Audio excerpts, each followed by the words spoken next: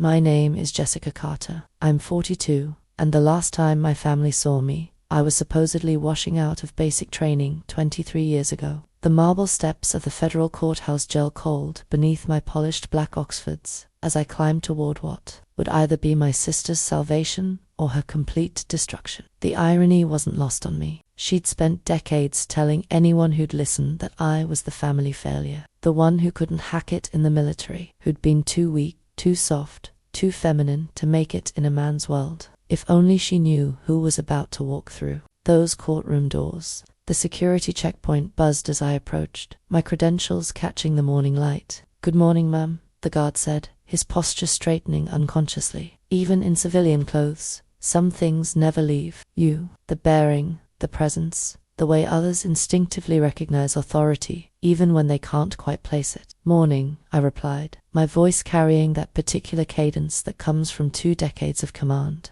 2 decades my family knew nothing about. The elevator ride to the 3rd floor gave me time to center myself, to prepare for what was coming. Through the narrow window, I could see the parking lot where my sister Emma had no doubt arrived in the same beat-up Honda she'd been driving since college, probably complaining to our mother about legal fees and how unfair the system was, how she was being railroaded, how, if only she had connections, influence, someone who mattered, she was about to discover she'd had that someone all along. The thing about being underestimated your entire life is that you become very good at staying invisible. When Emma told everyone I'd washed out of the army after 6 weeks, a story she'd apparently fabricated after I stopped calling home during my first deployment, I let her have that narrative. It was easier than explaining why a 19-year-old couldn't tell her family she'd been selected for military intelligence training. Easier than revealing that the failure they pied had actually been fast-tracked through every leadership program the Army offered.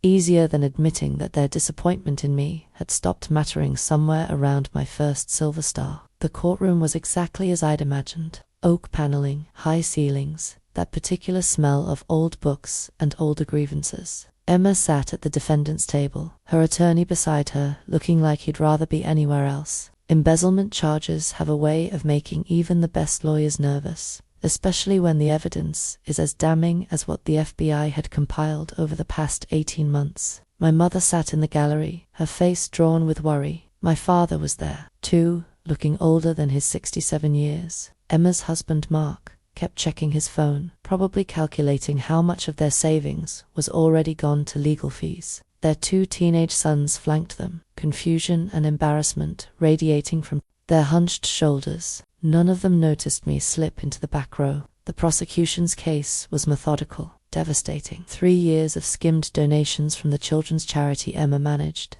Nearly $200,000 redirected to personal accounts, luxury vacations, private school tuitions. The paper trail was immaculate. Bank records, forged signatures, fabricated expense reports. Every transaction documented, every lie exposed. Emma's defense was predictably weak. Emotional appeals about being a single mother before she remarried, about medical bills, about how she'd borrowed the money with every intention of paying it back. Her lawyer painted her as desperate, overwhelmed, a victim of circumstances beyond her control. I'd heard it all before, of course. I'd been the one to recommend the FBI open the investigation. "The defense calls character witnesses," Emma's attorney announced, and I watched my family straighten in their seats. This was their moment, their chance to save Emma with testimonials about what a good person she was. How this was all a misunderstanding. One by one, they took the stand. My mother spoke about Emma's devotion to her children, her volunteer work, her struggles as a young mother.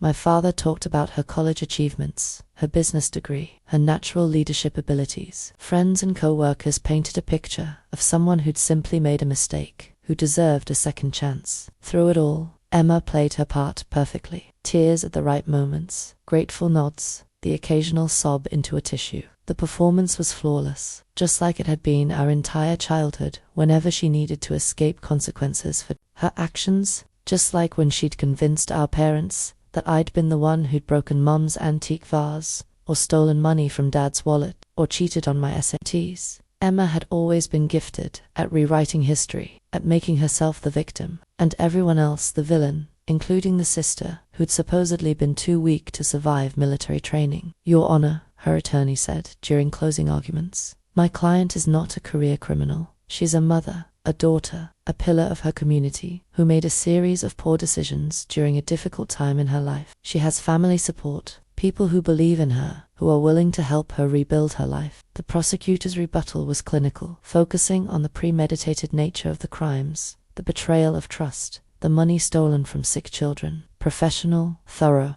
and utterly damning. The prosecution would like to call one final witness, Your Honor, the lead prosecutor announced, someone who was instrumental in bringing this case to our attention. I stood up. The clicking of my heels against the marble floor echoed through the suddenly silent courtroom as I walked toward the witness stand. I could feel my family's eyes on me, could sense their confusion building into recognition, and finally, inevitably, into shock. Please state your name and occupation for the record, the prosecutor requested. Brigadier General Jessica Carter, United States Army, currently serving as Deputy Director of the Defense Intelligence Agency. The silence that followed was profound. I kept my eyes forward, professional, as the prosecutor continued. General Carter, could you please explain your relationship to the defendant? Emma Carter Williams is my younger sister. And how did you become aware of the crime she's accused of? I finally allowed myself to look at Emma. Her face was white, her mouth opening and closing soundlessly. Behind her, I could see my mother gripping my father's arm, both of them staring at me like I was a ghost.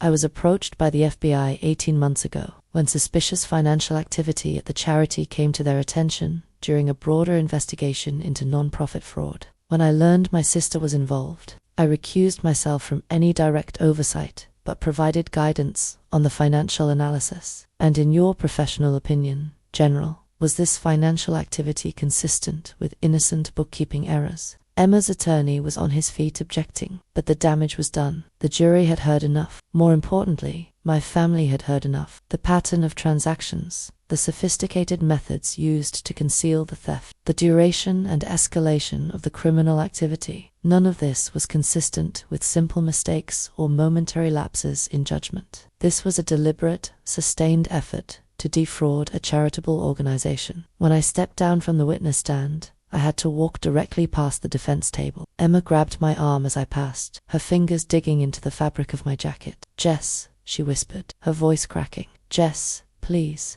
I'm your sister. I looked down at her hand, then met her eyes. For a moment, I saw her as she'd been when we were children. The golden daughter, the one with perfect grades and perfect friends and a perfect future. The one who'd never missed an opportunity to remind me how I didn't measure up. I know exactly who you are, Emma, I said quietly. The question is whether you know who I am. I gently removed her hand from my arm and continued walking. The jury deliberated for less than 2 hours, guilty on all counts. As the judge read the sentence, 5 years federal prison, full restitution, permanent ban from working with charitable organizations, I watched my family's world collapse. Emma's composure finally cracked completely, her sobs echoing through the courtroom. Mark was already on his phone, probably calling someone about custody arrangements for the boys. My parents sat frozen, processing not just Emma's conviction, but the revelation that their failed daughter was one of the most senior intelligence officers in the country. I slipped out during the chaos that followed sentencing, making it halfway to the elevator before my mother's voice stopped me. Jessica, I turned around.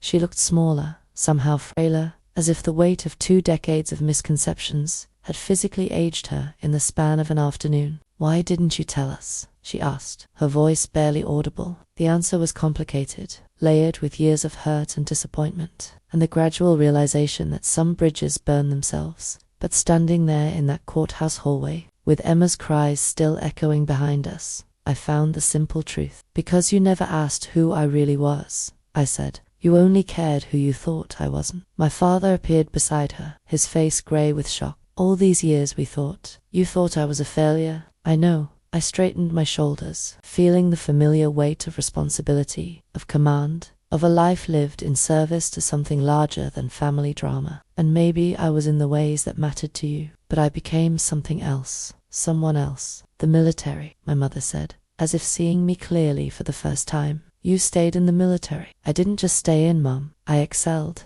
I led. I served my country at the highest levels, while Emma was stealing from sick children, and you were telling everyone at church how proud you were of her success. The words hung between us, sharp and final. 23 years of pretending, of letting them believed their version of my story had ended in this moment of absolute clarity. "Can you forgive us?" my father asked, and something in his voice almost broke through the armor I'd built around my heart. "Almost. I forgave you years ago." I told him I had to for my own peace. But forgiveness doesn't mean forgetting. It doesn't mean pretending the past didn't happen. My mother reached for me, and I let her take my hand. Her fingers were cold, trembling slightly. "We were wrong," she said. "About everything about you." "Yes," I agreed. "You were." The elevator arrived with a soft ding, and I stepped inside. As the doors began to close, I saw my family standing there in the hallway, broken, confused, finally beginning to understand the magnitude of what they'd lost when they decided I wasn't worth knowing. "General Carter," my father called out, using my title for the first time. I held the elevator door. "Yes." He straightened his shoulders, and for a moment I saw where I'd inherited my own military bearing. "We're proud of you. We should have said that a long time ago." I nodded once, acknowledging both the sentiment and its tragic timing. "Take care of those boys," I said. "They're going to need you now." The doors closed, and I was alone with my reflection in the polished steel. A woman in her early 40s, successful, beyond her family's wildest dreams, finally free from the burden of their expectations. 3 months later, I received a promotion to Lieutenant General and was assigned to lead the Pentagon's new cyber warfare division. The ceremony was covered by military publications and defense industry magazines. My picture appeared in briefing materials distributed to senior government officials worldwide. My parents framed the article from Army Times and put it on their mantelpiece. Next to Emma's college graduation photo and Mark's law school diploma,